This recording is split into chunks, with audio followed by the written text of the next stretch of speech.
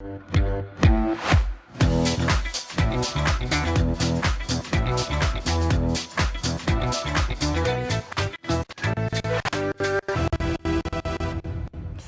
Anthony Kess, bonjour. Corneille Aïssé, bonjour et bonjour à tous ceux qui nous suivent sur Eden TV Diaspora FM ce matin. Alors, pour le décryptage des titres, aujourd'hui, on va commencer avec La Nation, le quotidien La Nation, 2000 compteurs. Et bien sûr, aux abonnés dans Maria avec l'État, Maria avec l'État qui abrite ces centrales qui finalement n'étaient pas assez bien électrifiées. Ça sera fait désormais.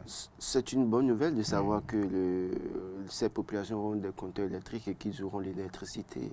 Mais moi, je me pose des questions ce matin, sachant que malgré la présence des centrales électriques, notamment de la centrale électrique 2, qui a été réalisée par le gouvernement actuel, qu'on observe des coupures de courant, en tout cas dans certaines régions ces derniers jours, ça pose un problème déjà, et donc c'est des problèmes qu'il faut régler, au-delà de tout, parce que ceux-là qui ont les compteurs électriques, ça veut dire que la consommation, en tout cas la demande en électricité augmente, et donc il faut en amont régler le problème qui se pose. Est-ce que c'est un appareil qui déconne? Qu'est-ce qui se passe concrètement? Ou bien c'est les fournisseurs traditionnels qui ont toujours des problèmes? En tout cas, c'est vrai qu'aujourd'hui, le Bénin ne dépend plus pour autant des autres pays. Donc je pense qu'il faut régler ça. Et au-delà de ce qu'on donne des compteurs quelque part à Maria Glita, je pense qu'il y a une région ici, on a fait un travail sur cette région, cette zone, notamment de Betabo, où des fils électriques ont été posés depuis des mois, je dirais même années. Les seules régions qui ont eu le courant là, c'est parce qu'un proche de l'ancien président Boniaï avait réussi à tirer le fil électrique jusqu'à sa maison.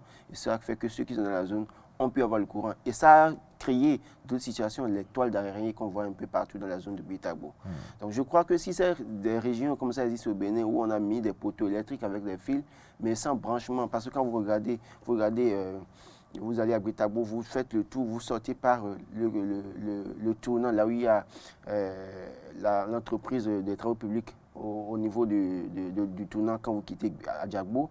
Vous constatez que jusqu'au niveau de la retention, on a mis le fil là, mais on n'a juste pas fait le branchement. Et donc, qu'est-ce qui se passe pour qu'on ne puisse pas brancher cette zone et qu'on assiste à ces toiles d'araignée qui ne sont pas du tout sécurisants pour la population. Donc, je crois que c'est une bonne nouvelle de donner des compteurs à Maria Glita, mais il y a des problèmes en amont qu'il faut régler pour l'électricité, parce que les coupures, comme vous observez ces derniers jours, ça craint. Et je me demande si, en ajoutant beaucoup plus encore, de toute façon, si le gouvernement, si les gens donnent des compteurs, ça veut dire qu'ils ont la capacité de supporter, autant mieux brancher alors les zones où les fils électriques sont déjà positionnés, mais qu'on attend que le branchement officiel. Mais c'est déjà quand même une grande avancée, puisque dans ces régions, on a l'habitude d'assister donc à l'installation des toiles d'araignée. Non, les toiles d'araignée existent encore toujours à Betabo. Vous faites le tour, vous êtes surpris. Vous n'avez pas imaginé que c'est à quelques kilomètres de Cotonou, même en périphérie, juste à quelques kilomètres de Calavi Centre. Ça pose un problème. Même dans Calavi, dans certaines zones, vous allez voir les toiles d'araignée résistent toujours. Même dans Cotonou, même dans Cotonou. Surtout dans les zones de Akwabato et autres, là, ça résiste toujours. Donc, je crois que c'est des choses qu'il faut régler. Et ça pourra rendre service aux populations. Alors, on poursuit avec Dynamisme Info, qui parle donc de l'actualité concernant bien sûr le trafic routier dans Cotonou, la réorganisation du transport urbain à Cotonou. Alors, Dynamisme Info de ce matin, des appels à rapporter la décision du préfet, réorganisation du transport urbain à Cotonou, des appels à rapporter la décision seulement après 2 jours d'expérimentation. Oui, loin de dire pour moi qu'il faut rapporter la décision, je pense fondamentalement que ce n'est pas une question de rapportage d'une telle décision, mais le problème c'est que ce qu'il y a lieu de faire, c'est de réétudier la faisabilité de la décision. Quand on me dit que la décision permet de lutter contre les embouteillages, les bouchons dans la ville de Cotonou, je m'inscris en faux. La seule condition, quand vous quittez Porte-Nouveau pour Tokpa, c'est vrai que entre Ciné Concorde et puis Tantokpa, avec les feux, il y a pratiquement 2 ou 3 feux là. Donc, il y a ça là aussi qui pose un problème. Donc, ça fait qu'on a un embouteillage monstre sur ce tronçon. Mais quand vous quittez Cotonou pour Calavi, vous pensez que c'est les Tokpa qui créaient l'embouteillage? Même si c'est les Tokpa qui créaient l'embouteillage, je voudrais préciser ce matin que les embouteillages sur le tronçon Calavi-Cotonou s'observent à des points stratégiques. Calavi-Kota. C'est même un argument qui Qui ne tient pas. Parce que les Oui, non, Topa circulent pratiquement du matin au soir. Non, je vais même m'expliquer. Voilà. Parce qu'il y a des heures de pointe où il y a embouteillage. Voilà, il y a des heures de pointe où il y a les Topa circulent tout le temps. Et puis, non seulement ça, je vous explique. Les points stratégiques où il y a embouteillage, c'est Kota, Carrefour-Kota, Oui. Carrefour-Ita, Oui. Échangeur. Bien sûr. Sika Toyota. Sika Toyota. Voilà. Après Sika Toyota, comme vient de me dire qu'il y a un embouteillage de Sika Toyota à Étoile Rouge, qui va me dire ça? Ça n'existe pas. Donc cela suppose que quoi? Quand on déplace les Topa, le déchargement vers Vaudier, ça ne règle qu'un problème d'embouteillage si vraiment c'est les Topa qui créent l'embouteillage. Je crois que les motivations sont ailleurs. Et pour ceux qui quittent Porto-Novo, on peut comprendre la limite, et je l'ai expliqué à cause des feux tricolores et autres là. Et quand vous voyez le trafic est assez lent, et donc ça pose problème, ça ralentit sérieusement les activités. Mais quand on finit de dire ça, moi je pense qu'il faut réétudier les possibilités et dire concrètement, étudier les tarifs avec les conducteurs de taxis, de minibus, et de réétudier les tarifs avec les taxis-villes qui doivent faire le trafic entre Vaudier et Tokpa. Mais j'entends dire aussi que certains taxis interurbains sont interdits d'aller à Tokpa. Et donc, ça pose véritablement un problème.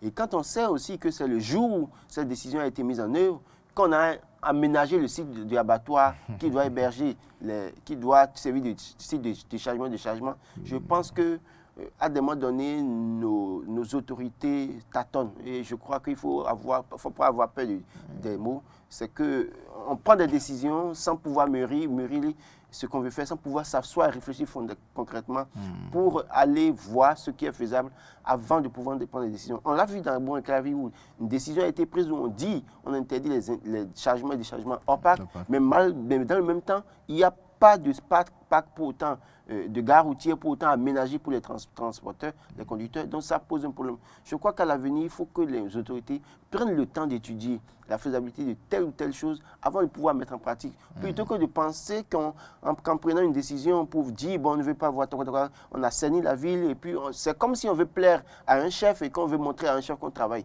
Mais quand vous voulez montrer à un chef que vous travaillez, faites-le bien pour que les populations soient aussi soulagées. Laurent Toniquez, mais il y a aussi la portée sociale aussi de cette décision. La portée sociale, il faut surtout le notifier aussi, la portée sociale. Oui. Qui fait que ça crée beaucoup de polémiques. Ça crée de polémiques, je l'ai dit. Les Topa désormais sont en train de dire qu'ils vont prendre de Calavi-Kota, en tout cas de Calavi à vous dire 300 francs. Et j'ai discuté, vous allez le recevoir tout à l'heure à Brahava. C'est ça. Oui, je l'ai appelé lundi matin pour lui demander. Il a dit, mais pour vous dire Topa, eux, ils prendront 200 francs. Je crois que c'est des choses que le gouvernement aurait pu, bien les autorités auraient pu voir avec les conducteurs, les syndicats, étudier avec eux pour dire, bon, comme c'est 400 francs que Topa prenait, je préfère que Topa prenne déjà depuis Calavi pour vous dire 250 francs et que vous, taxi-ville, vous preniez 150 francs et que ça fasse les 400 francs. Parce qu'une dame qui doit prendre microcrédit à la FIA, et je vais le dire, des femmes qui n'ont rien et qui ont pris vos microcrédits à la FIA à 50 000, qui vont se battre pour faire des activités et qui doivent aller à Topa. Aller-retour, ça fait 200 ça fait 200 francs qui s'ajoutent au transport. Parce que c'est quoi? Elle quitte ici, elle va à Vaudier, si c'est 300, ça fait 300. Elle va à Tokpa, 200, ça fait 500 francs. Au retour de Tokpa à Vaudier, 200 francs, 300, ça fait 500. Au lieu de 800 francs qu'elle devait payer au départ. Donc, il y a après ça, imaginez le nombre de fois qu'elle doit venir à Tokpa pour venir acheter quelque chose, pour aller gagner juste 500 francs ou 1000 francs. Parfois, quand elles viennent, vont chercher les trucs pour venir vendre à Calavi ou dans les autres zones, c'est peut-être pour gagner 1000 francs ou 1100 ou 2000 francs à la limite. Alors, si on doit toujours prélever chaque jour au moins 200 francs, imaginez ce que ça crée pour cette dame-là. C'est ça. Alors, en tout cas, je crois que le débat continue toujours, mais je crois quand même que la décision du préfet, pour le moment, ne respectait pas. Donc, non, je n'ai rien contre ça. Je dis, pour moi, il faut réétudier la faisabilité voilà, pour aider les populations. On va rester avec Dynamisme Info, qui parle aussi de procès à Ivor Madougou, fixation des dates de procès Madougou et à Ivor. Ça craint pour les deux opposants normalement à relasser. Pourquoi normalement à relasser? Moi, je crois qu'il n'y a pas de crainte, il n'y a pas de peur à avoir dans ce dossier. C'est toujours est-il qu'on a vu que la justice a commencé par libérer les mises en cause dans cette affaire de de tentative, terrorisme, je ne sais quoi. Dans le cas des élections, beaucoup ont été libérés. On a vu des opposants libérés, des jeunes libérés également. Hier encore, on a appris que 6 sont libérés. Peut-être que au terme de ce procès, on aura un aboutissement heureux pour les 2 opposants. Toujours est-il que si les autres ont été libérés et ont été mis sous convocation, je crois qu'on n'a pas de souci à se faire. On peut espérer mieux pour Ricky Amadougou et Joël Aïvo. Et c'est tout souhait pour tous les Béninois parce qu'en réalité, les élections sont passées. On a déjà les élections derrière nous. On a d'autres élections en vue, 2023, 2026. Et je crois qu'aujourd'hui, il faut travailler carrément à espérer que la justice fasse bien son travail et espérer que la justice, pour une fois, pourra surprendre le peuple béninois et dire, bon, même si on veut les condamner, on peut les libérer, les mettre sous convocation en attendant.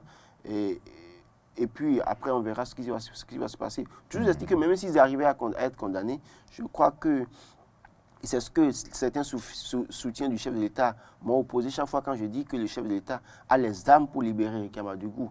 Et Joël Aïvo, on me dit non, qu'il faut que la justice les condamne, les juge d'abord et qu'ils soient condamnés peut-être. Et que ce n'est que dans cette situation que le chef peut accorder une grâce présidentielle ou les amnistier. Et je crois que même si Ricky Amadougou et Joël Aïvo étaient condamné, je veux bien croire que le chef de l'État maintenant montrera sa bonne foi et montrera au peuple béninois qu'au-delà de tout, les élections sont derrière et qu'il veut repartir sur une nouvelle base.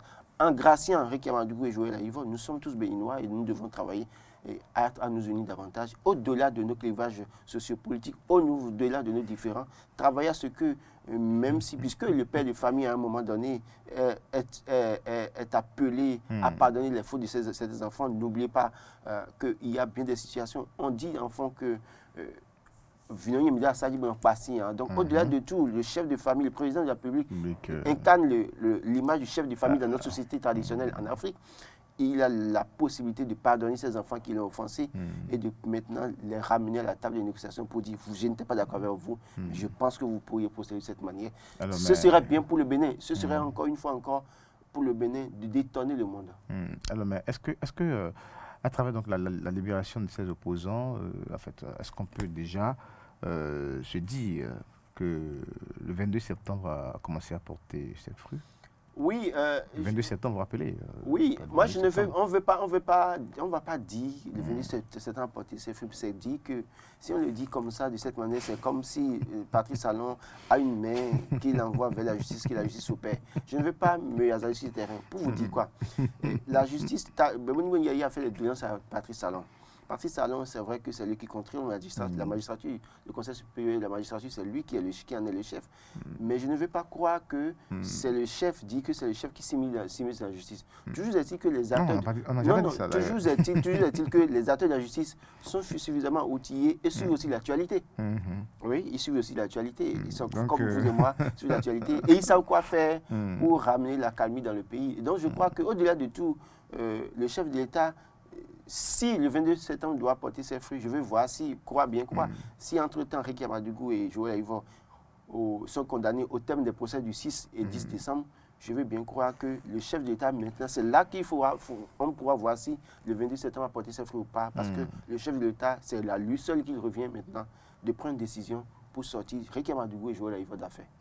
Et puisqu'on en parle, le 22 septembre, il n'y a pas eu que les détenus politiques. Oui, bien évidemment. Il y a eu la situation des exilés. Il y a la situation des exilés, oui. Aussi. Les exilés, c'est aussi un autre cas. C'est un autre cas, c'est un autre dossier. Je pense que les exilés, pour le moment, eux au moins, ils ont la liberté de venir, de revenir là où ils sont, de manger ce qu'ils veulent, de se faire plaisir, même si c'est loin de leur pays. Mais ceux dont on parle pour le moment le plus urgent, c'est ceux qui sont en prison, qui sont privés de leur liberté et qui n'ont pas la possibilité de se faire plaisir à des mondes, n'ont pas la possibilité de se faire plaisir. Et donc, je crois que c'est de ça qu'il faut s'occuper d'abord. Petit à petit. Oui, voilà. Oui, goutte à goutte. Le plus important, c'est ceux-là. On est en train de régler ça. Et je crois que dans quelques jours, quand on aura fini avec Ricky Amadougou et autres, Oudou Ali et autres, là, quand on aura fini avec tous ceux-là, je crois que maintenant, on peut se pencher sur le cas des exilés politiques, notamment ceux-là, entre griffes, qui ne se reprochent rien d'abord, et maintenant ceux à qui on reproche des choses. Il faut revoir les situations. Dans quel contexte on a trouvé des situations où ils ont été condamnés. Je crois qu'il y a des cas sur lesquels on peut fermer les yeux, repartir sur de nouvelles bases. Nous avons tous besoin de construire ce pays, qu'on soit opposant aux mouvanciers.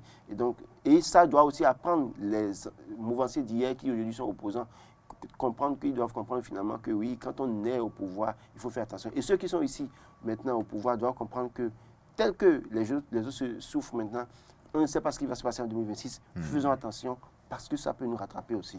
D'accord.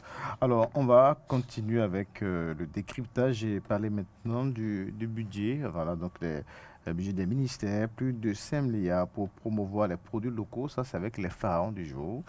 Alors, Laurent Toniquet, je crois que 5 milliards pour promouvoir les produits locaux, pour moi, c'est peu. Parce que quand on voit un peu ce que produisent nos agriculteurs dans ce pays, ce qu'ils font, tout ça là, et non seulement ça, les artisans, ce qu'ils font, je crois qu'il faut injecter suffisamment d'argent dans ces secteurs-là pour permettre à ceux qui sont dans ces secteurs d'avoir les moyens de faire les activités. Quand vous prenez à tout hasard tout ce qui concerne l'agriculture, nous avons l'un des ananas, en tout cas le meilleur ananas du monde. Nous avons des papayes de qualité, papayes solo. Quand vous envoyez ce que les gens produisent au Bénin, c'est de la qualité. Quand vous regardez un peu, en tout cas, généralement, quand vous prenez tous les fruits et tout ce que nous produisons dans ce pays, c'est de qualité. Et donc, il faut travailler à investir non seulement dans la production, en finançant les agriculteurs, et surtout en finançant les jeunes qui veulent aller à l'agriculture. Maintenant, financer aussi la transformation et maintenant encourager la consommation locale. Parce que c'est à ce prix que nous pourrons construire une économie authentique. Parce que quand vous regardez un peu tout ce que nous importons, on importe jusqu'à importer même des jus. Je ne peux pas comprendre que des Béninois font des jus d'ananas dans ce pays, qu'on en soit incapable de faire la production de ces jus d'ananas et que vous allez dans les supermarchés, vous voyez des jus d'ananas importés, alors qu'on en a le meilleur ananas du monde. Ça pose un problème de politique générale. Je crois qu'il faut revoir ces choses. Si nous faisons l'ananas et que c'est de qualité, que nous faisons des jus, pourquoi ne pas donner suffisamment de moyens aux transformateurs pour pouvoir promouvoir, pour pouvoir mettre à la disposition des jeunes et des enfants, puisque le plus souvent, vous voyez les jus d'ananas qu'on sert à nos enfants, à 125, 125 francs, 100 francs, c'est des jus importés.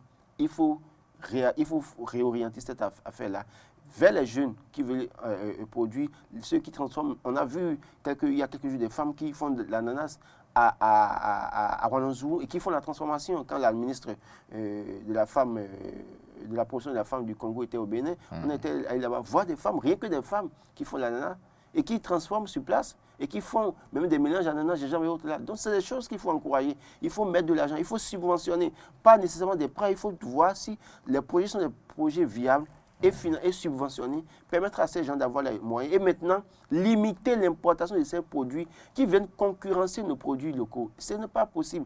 C'est vrai, on vous dira que les produits locaux, les produits importés coûtent moins cher que les produits locaux. Oui, si la demande est forte, la production augmente. Quand la production augmente, l'entrepreneur a les moyens de recruter plus et alors il produit en quantité et le coût de revient, en tout cas de vente, diminue. Mais s'il n'a pas assez de clients et qu'il doit produire une petite quantité et attendre peut-être 6 mois avant de couler, ça, ne soyez pas surpris que ça coûte cher. Et donc, ceux qui nous envoient les produits là qu'on achète là, ils produisent en quantité industrielle, des millions par jour. Et donc, ça leur revient très moins cher en produisant en quantité. Et pour ça, ils viennent vous livrer ça. Inonder le marché. Et vous pensez que ça coûte moins cher. Bien au contraire, ça ne coûte pas moins cher. Et parfois même, c'est des produits avec conservateurs.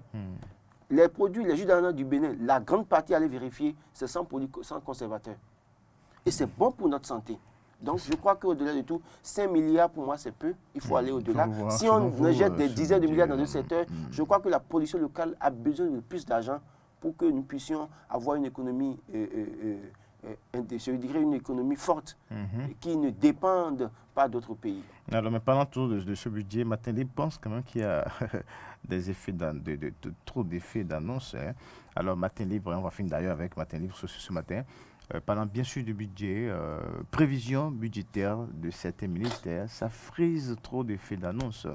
Finalement, qu'est-ce qui sera réellement fait en 2022 Oui, on voit, est-ce que vous voyez avec moi depuis quelques jours les informations qui circulent. Tel ministre a défendu tel budget, voilà. tel ministre a fait tant. Et puis hier, par exemple, on a vu tous les réseaux sociaux ont été inondés par les réalisations qui sont prévues dans le domaine des infrastructures pour 2022. Moi, je crois qu'il faut arrêter un peu ça parce qu'au-delà de tout, on sait, parce que dans le programme nation 26 de Patrice Talon, on sait ce qui sera fait. Patrice Talon nous en a parlé suffisamment et dit qu'aucune commune ne sera, en tout cas les communes qui n'étaient pas